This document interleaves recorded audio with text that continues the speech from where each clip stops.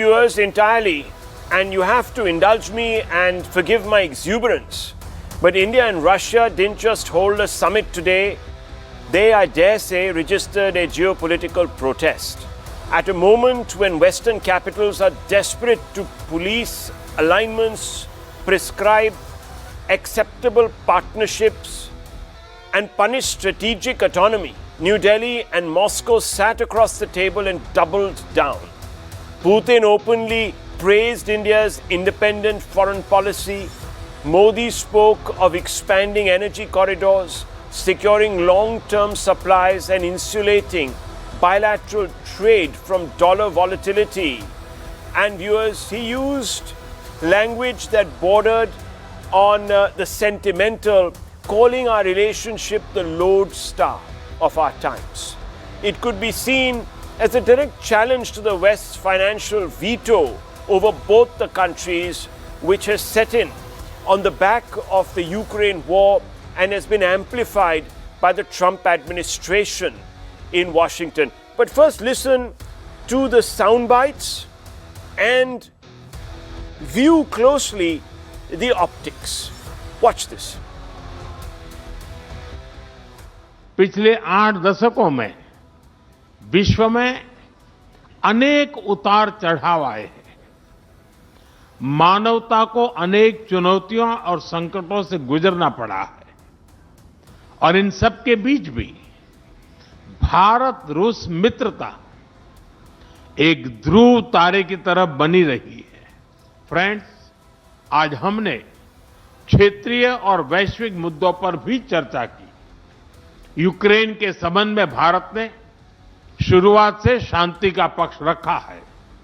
हम इस विषय के शांतिपूर्ण और स्थायी समाधान के लिए किए जा रहे सभी प्रयासों का स्वागत करते हैं। आतंकवाद के विरुद्ध लड़ाई में भारत और रूस ने लंबे समय से कंधा मिलाकर सहयोग किया है। पहलगाम में हुआ आतंकी हमला हो या क्रोकस सिटी हॉल पर किया गया कायरतापूर्ण आघात, इन सभी घटनाओं की जड़ एक ही है। भारत का अटल विश्वास है कि आतंकवाद मानवता के मूल्यों पर सीधा प्रहार है और इसके विरुद्ध वैश्विक एकता ही हमारी सबसे बड़ी ताकत है। एक्सेलेंसी, मुझे पूरा विश्वास है कि आने वाले समय में हमारी मित्रता हमें ग्लोबल चैलेंजेस का सामना करने की शक्ति देगी और यही भरोसा हमारे साझा भविष्य को और समृद्ध करेगा।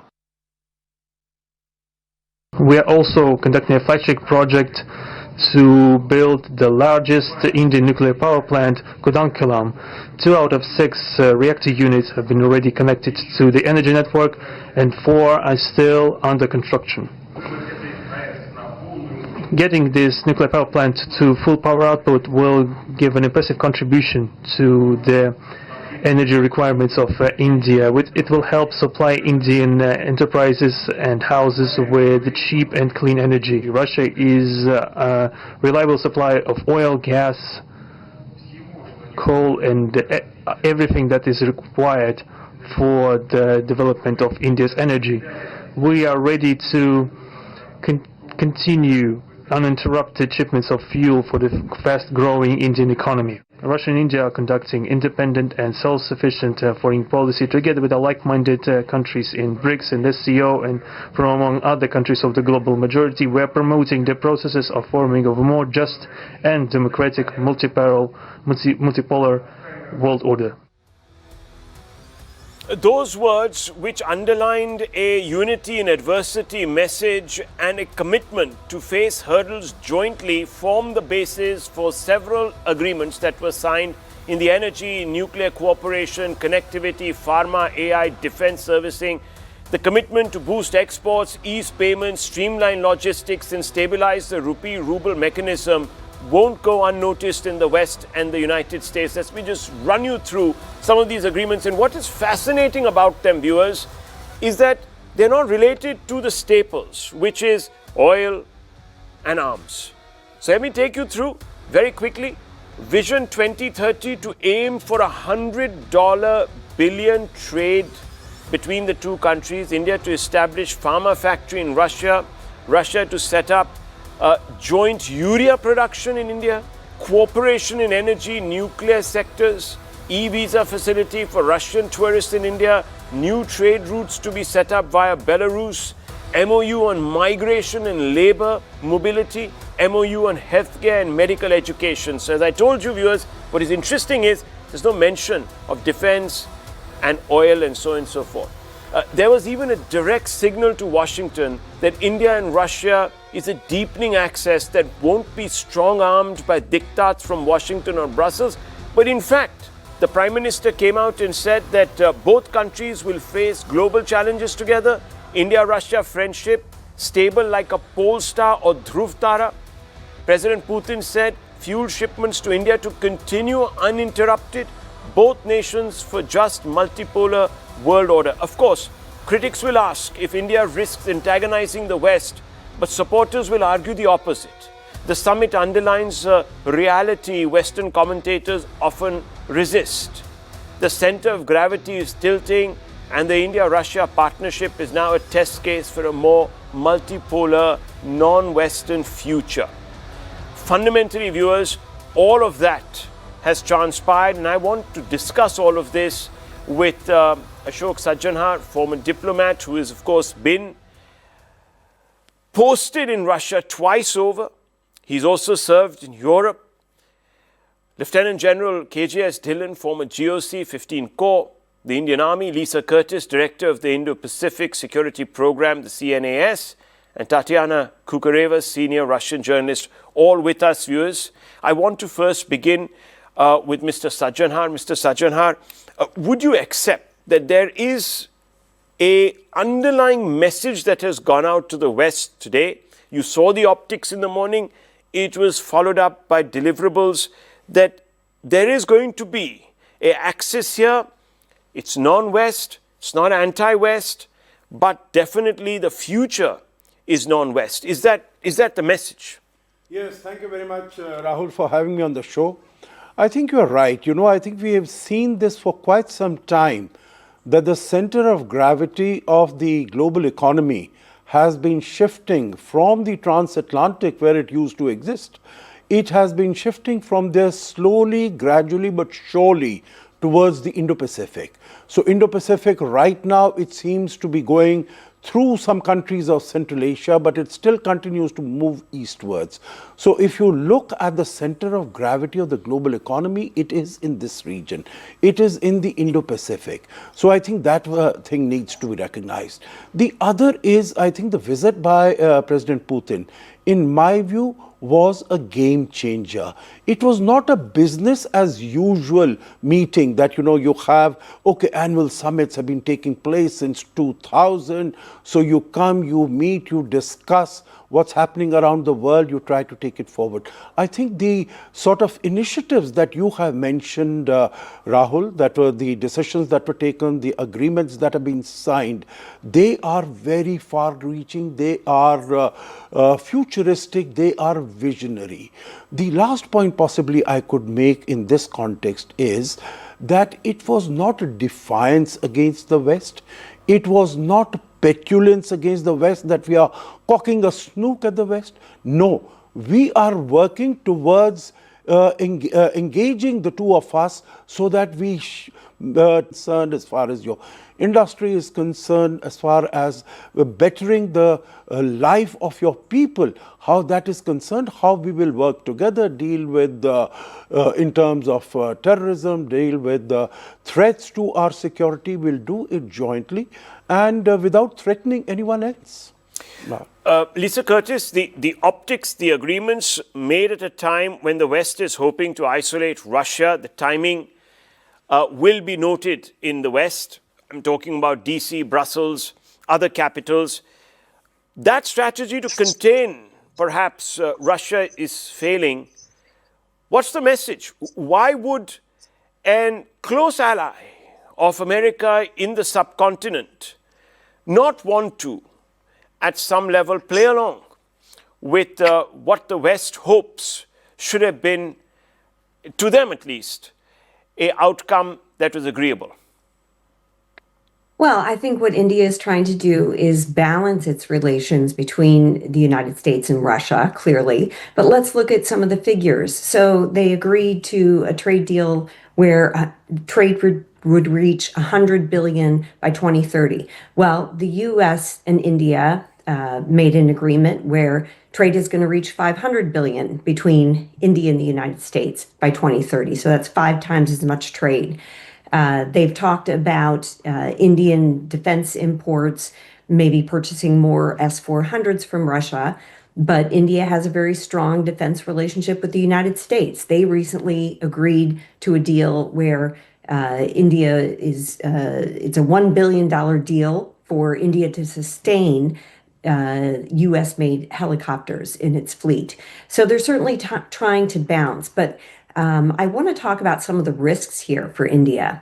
And I want to bring to your attention a recent report that came out in the Washington Post just this morning, which talked about how Russia is trying to gain more influence and control of India's cybersecurity and IT sector because they want to sort of hive off and have a technology sovereignty. So Russia's trying to bring India into that plan. And there's some real risks here, primarily because Russia has a very strong relationship with China, which is India's main strategic adversary. So I think India is going to have to make choices.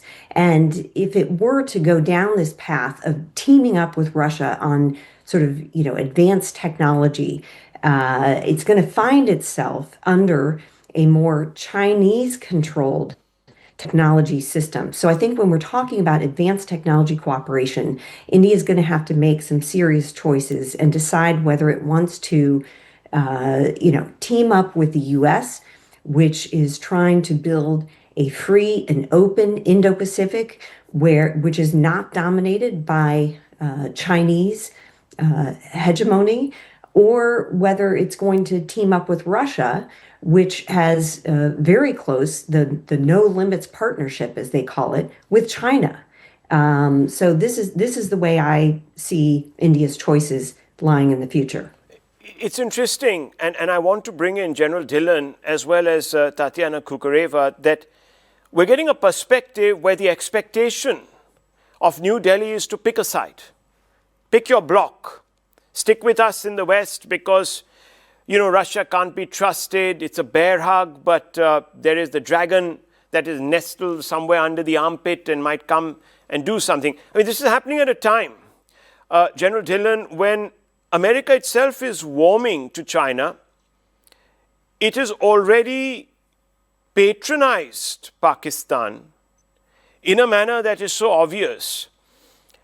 It is also giving weapon systems to Pakistan. And it believes that it poses lesser of a threat in that sense than Russia does. Does this sound logical to you? Is there a disconnect here, or is there really reason for us to fear?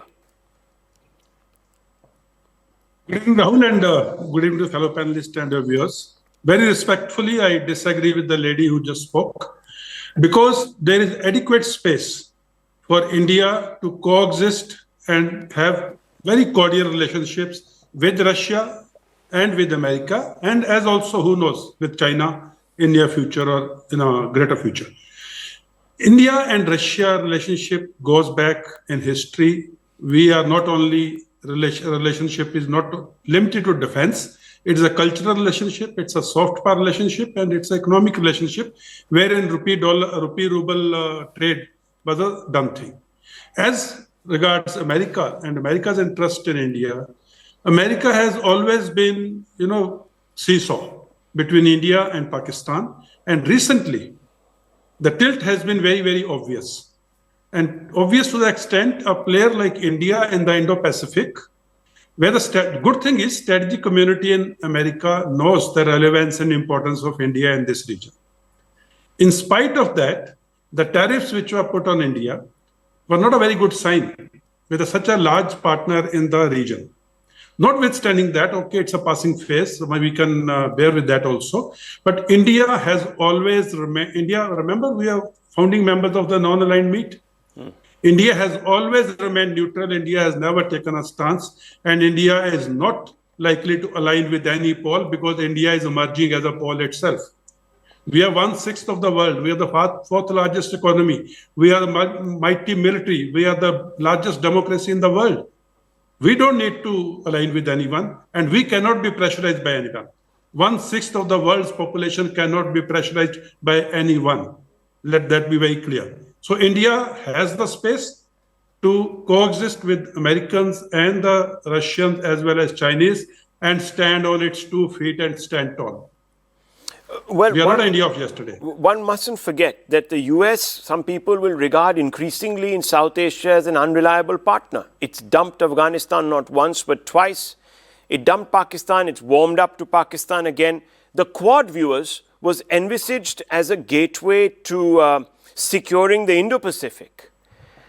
In a sense, it was done to balance China's influence in this part of the world. And Trump is not committing to the Quad. In fact, the Quad was supposed to happen in India this time in November. November's come and gone, and Trump hasn't even told us when he's going to visit India next year, if at all. That's where we are at. At the same time, he's punished India for buying oil from Russia, but has done nothing to China that buys even more oil from Russia. So from the Indian point of view, viewers, it's not Russia, but it's actually the United States that seems to be the more unreliable partner. Is that a proposition? And Lisa Curtis, I'll ask you to think about that, and I'll ask you to answer that right after I bring in Tatiana Kukareva. Tatiana Kukareva, I think what Lisa Curtis is suggesting is that India should remain firmly in the Western sphere because in the East, there are jagged edges, and Russia is one of them. Difficult partner, aligned with China and only waiting to capture India's cyberspace and so on and so forth. Well, it's a very comfortable narrative, isn't it? You know, to always use China as this kind of always hanging threat always hanging in the air, and to say, okay, if you don't want to make it to be in the power of the dragon, then let's please come and make friends with Uncle Sam.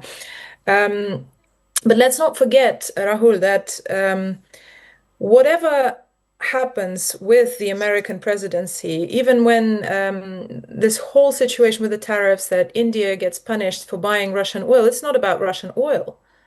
This is about India not buying enough American oil. So the subtext of every message by Donald Trump is not about necessarily, you know, trying to punish Russia or trying to push Russia out of a market or trying to isolate Russia. Again, we've seen him welcome Vladimir Putin in Alaska, and that did not look like somebody who didn't want to see the Russian president, or he was not happy to see them. That was a very cordial welcome, and all the world was watching. It is about the American interest in this. It is about selling more American, and I am sorry, but the sound of, you know, aligning with the US to have a more open Indo-Pacific, it just doesn't sound right. Because yes, it doesn't mean that it's going to be dominated by China. It is going to be dominated by the US. That is for sure. And if anything we've seen from this situation, from the Ukrainian crisis altogether, is that the US, who played the crucial part in the unfolding of that crisis, that was a partner. I mean, Russia was one of the main suppliers of oil to the US as well. It was cut out as soon as something that didn't fit the American program happened.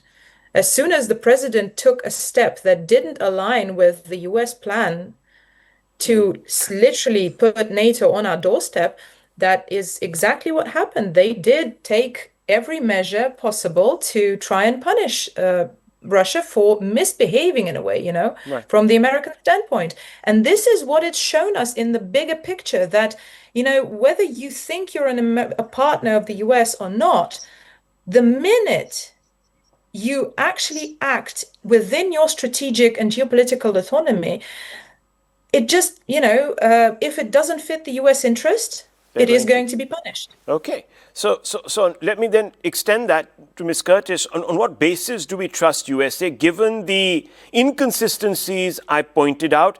Why can't India be its own pole, own Dhruv Tara or pole star, as the Prime Minister described?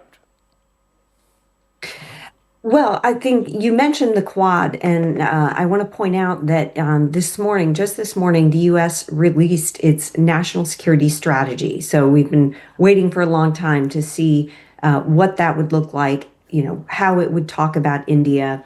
And I think it talked about India in a way that demonstrates the U.S. understands India is very much a rising power that is going to play a critical role in the Indo-Pacific region. And the strategy points out that the U.S. must develop close relations with India because of that, and in fact, invest in the Quad. So this, document, it's not that very long of a document. It's very concise, but it makes very clear that the strategy of the Trump administration is to work closely with India, recognizing that it's going to play this very significant role in the Indo-Pacific region and recognizing how important the Quad is in moving forward. I agree with you. It's a great disappointment that President Trump did not go to India in November, there was not a Quad summit, so it seems that it's losing some momentum. But I think this is a temporary setback. Okay. And it's because of the lack of a trade deal between the U.S. and India. But I do believe that trade deal will come through. I do believe that we'll see a visit by President Trump early next year. Mr. Sajjanjat, does that reassure you? Is it just because this hiccup is only because of a trade deal? Well, let's hope so. I don't think it's because of the trade deal. I think it is because of, in my view, the personal pique or the peeve that Mr. Trump seems to be having, because he claims that, he had a big role to play as far as getting the ceasefire between the two countries, India and Pakistan, in May is concerned. But if you permit, I'll just make a few very quick bullet points, Rahul. Just got a minute, sir. Yeah. Number one, what Lisa mentioned about the national security strategy. It mentions India 4 times. It mentions the importance of India. It identifies China as the strategic competitor, as it did in 2017. My only wish and hope is that the United States will walk the talk. If India is so important, putting these 50% tariffs on India doesn't send out that message, definitely. Secondly, what Lisa mentioned about that US, we have a target of $500 billion and $100 billion with Russia. These are not contradictory. We'll be happy to have both of them. Right. We are not making a choice between the two. Yeah. We have good relations with Russia. We have good relations with the United States also. And take that them should forward. be recognized, because that's really multi-alignment. That's respect. Yeah. Actually, that's respect. Well, I leave it at this, viewers. I leave it at this. It's been a fascinating day of global diplomacy in a Delhi chessboard. It's very interesting. I leave it at this. Thank you for watching.